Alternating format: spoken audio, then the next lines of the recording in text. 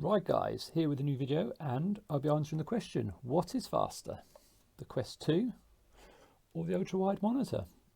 Now, my methodology for this is basically, I'm going to take the Porsche Cup car around Interlagos. Now, a few reasons I'm doing this. Number one, I'm very familiar with it. So it's a car I've driven basically all week in the Porsche Cup. I've done 2 league races there. I know it inside out. So I won't be improving as I go along. Another few reasons, basically the Porsche Cup car is a very twitchy car. It's a car which relies on quick reactions to control the rear, so it'll be testing latency. I think really the monitor should have a better latency, so I should gain a little bit there. But another good reason for using Interlagos is that there's a lot of slow corners where you would be looking at the apex, so that's where the Quest 2 would come in. So I feel like it's kind of the car is going to be a weakness for the VR, whereas the track will be a weakness for the monitor. So the monitor, in case you know, is a 34-inch ultra-wide by MSI. It's a Optics Mag 341 CQ. So it's I think it's 5 millisecond latency, although we all know monitors are slightly that doesn't necessarily mean it's 5 milliseconds. I think the headsets I've seen someone measured it at 40. So that's the differences. I feel like I've been pretty good in VR recently, but I've got an endurance race coming up, and it's basically 12-hour, and it's me and one other guy. So I'm going to be spending a lot of time in front of the screen, and I think it's just better to go on the monitor for a race like that, personally. But I think in the future, maybe when the G2 comes, it'll be a bit more comfortable, because this does, after a while, get quite hot, and have had the odd stutter after we're talking about 2 hours of racing. So I think it's going to be easier to go on the monitor, but I'm going to obviously test it now. I'm going to see which is fastest, and we'll do a 10-lap run on the Quest 2, a 10-lap run on the monitor once I'm back up to speed on the monitor, and we're going to compare. I'm going to go into VRS, and I'm going to compare on VRS, see where time is lost and gained compared with the two. Okay, so I will see you once I've done those laps. Right guys, I've just finished my laps with the Quest 2. So let's have a quick look. Best was a 136.2. Once the tyres came in, managed that. A little mistake on the next lap, and then quite consistent after that. Actually, a slightly better lap on lap 5, but it was disallowed for just a little off track. Wasn't nothing major, but that's 136.2 is about where I'm at. I think optimal was a 135.966, so not too far different there, which is always a good sign. Be interesting to compare that with the monitor as well. Right, so I'm going to now set the laps on the monitor. Okay guys, we have results in, and it's very close. Drum roll please. The winner is the monitor, but very, very close. Now, a few things I need to point out. First of all, I did 18 laps on the monitor because the first few laps were a bit all over the place. The first stint was a little bit all over the place. I could feel myself improving as I was going back onto the monitor. So I did another run. Now, it doesn't really influence it because I know full well I got the most I could out of the headset.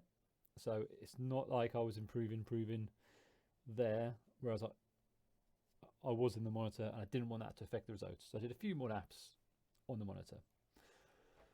So again, lap times within hundredths of a second. So super close. Let's have a quick look at what happened.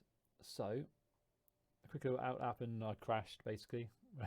And then yeah, again. So this was the first proper stint I did, and see lap times tumbling down to 36.3, so within a tenth of the VR.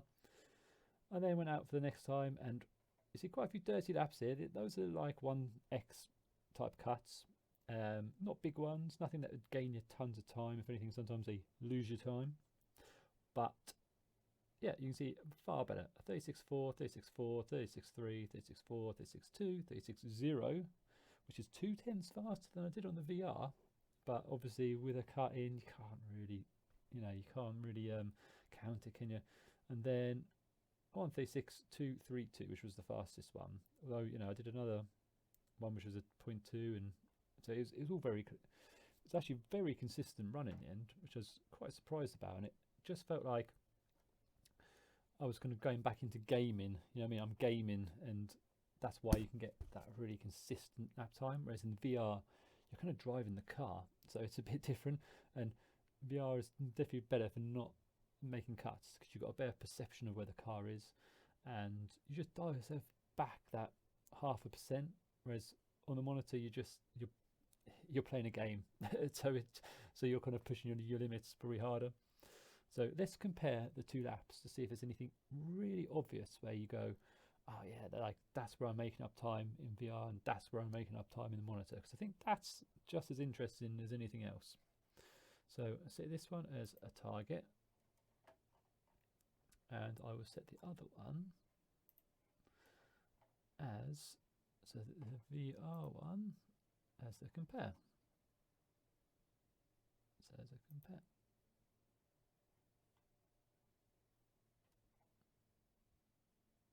Right, so which one is which is the question. Let's just hang on. Let's just go back. So the fastest one is the blue one. So monitor is in blue. Right, so monitor is in blue. So it's all very close, isn't it? Really close. Turn one. Really close. I mean, there's just nothing in it at all, is there? Nothing at all. The braking's slightly different, but not really very much at all.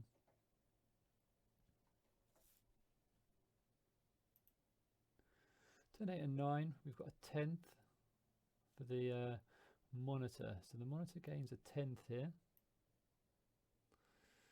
So let's see what's happened. I'm braking slightly less, slightly more consistently. I'm not coming off the brakes as much. I mean, where am I gaining the time? From here to there, really? On the monitor. It's just been on the, just carrying a bit more speed. That's what it is, just carrying a bit more speed in and a bit more speed into the corner. That's pretty much it. That's what's happening there. Lose a little bit here. I mean, it's tiny margins, it really is. And it's, apart from that, it's identical. It really is so similar. You can see it's like it's hundredths of a second everywhere. There's nothing obvious here at all as to where VR is different from a monitor. There's nothing. You know what I mean? I'd say if anything, perhaps steering lock. It looks like I'm putting a bit more on with the VR, which is weird because it felt like I was steering more with the monitor. I don't know why. It felt like I was steering more with the monitor, but more steering lock there. What about 4 and 5? Yeah, similar. That's quite a tricky corner. That's pretty much identical.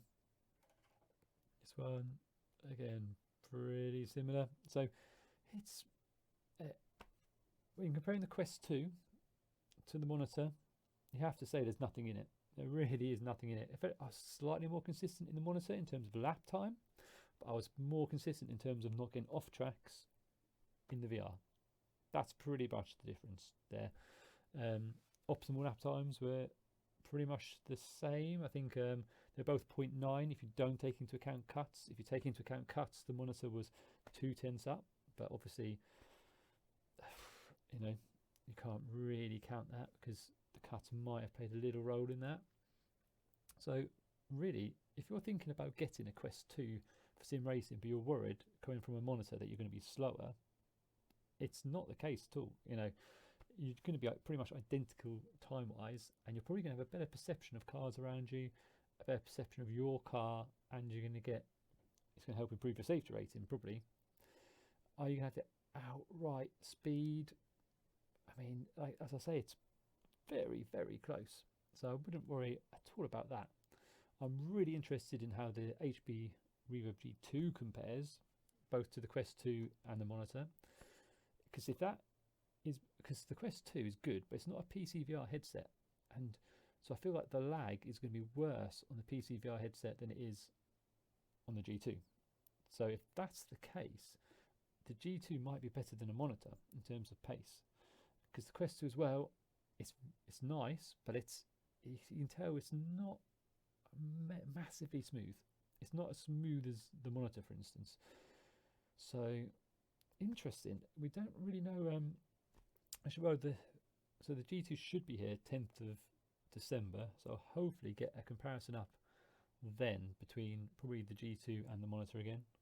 I might even come back to this track and this car, just so we've got the baseline already there.